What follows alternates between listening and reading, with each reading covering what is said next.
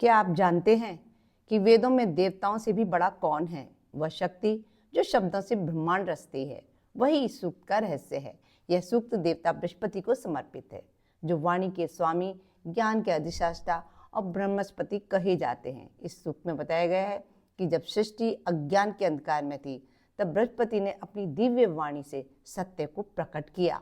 सत्य केवल बोलने का साधन नहीं, शब्द ही सृष्टि की पहली शक्ति है।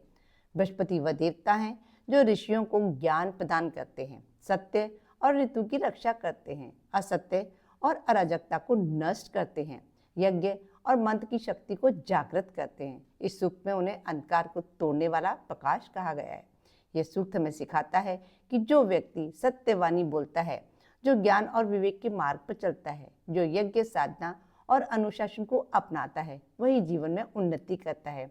आज के जीवन में इसका संबंध है कि आज भी अगर समाज में अज्ञान, भ्रम और अशांति है, तो समाधान हथियार नहीं, ज्ञानयुक्त वाणी और सत्य आचरण है।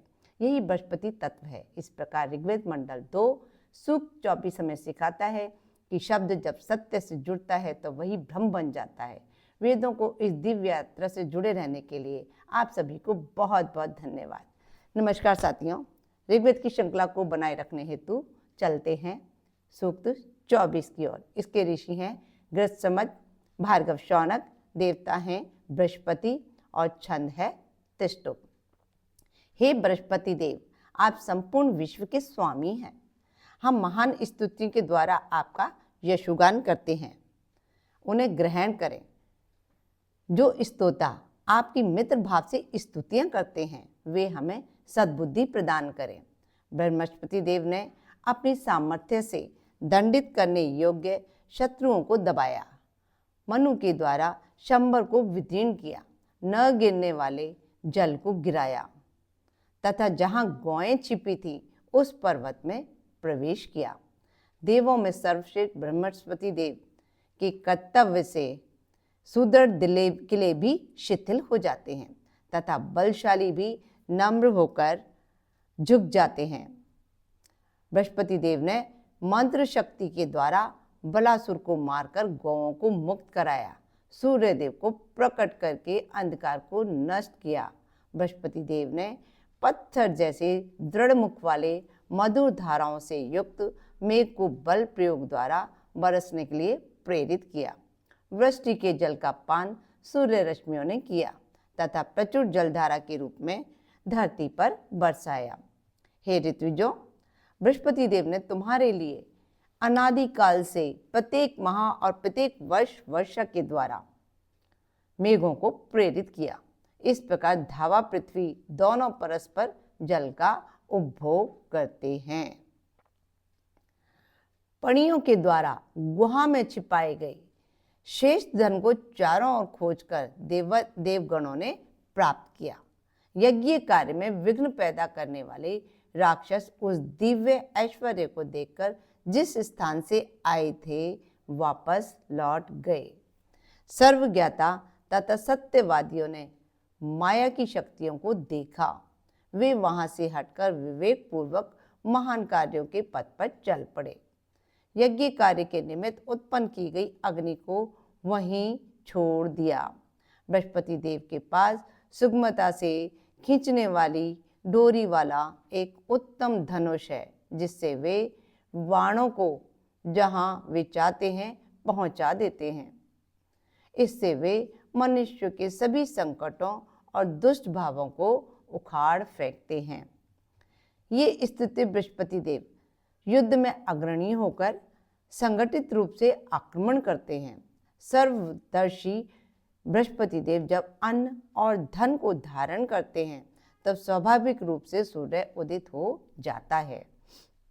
व्यापक सामर्थ्य प्रदान करने वाला, सब प्रकार सुखदायी, सिद्धिदायी यह धन महाबलशाली बृहस्पति देव ने सबके द्वारा चाहे जाने पर बरसाया है, जिसका भोग दोनों प्रकार की ज्ञानी और अज्ञानी प्रजाएं करती हैं। सर्वव्यापी आनंददायी बृहस्पति देव प्रत्येक युद्ध में अपनी सामर्थ्य से अपनी महत्ता को प्रकट करते हैं। सभी देवों से श्रेष्ठ बृहस्पति देव समस्त विश्व में संव्याप्त रहते हैं। हे ऐश्वर्य संपन्न इंद्रदेव और हे बृहस्पति देव, आप दोनों सत्यव्रतधारी हैं। आप दोनों के कर्तव्य और नियम अडिग हैं।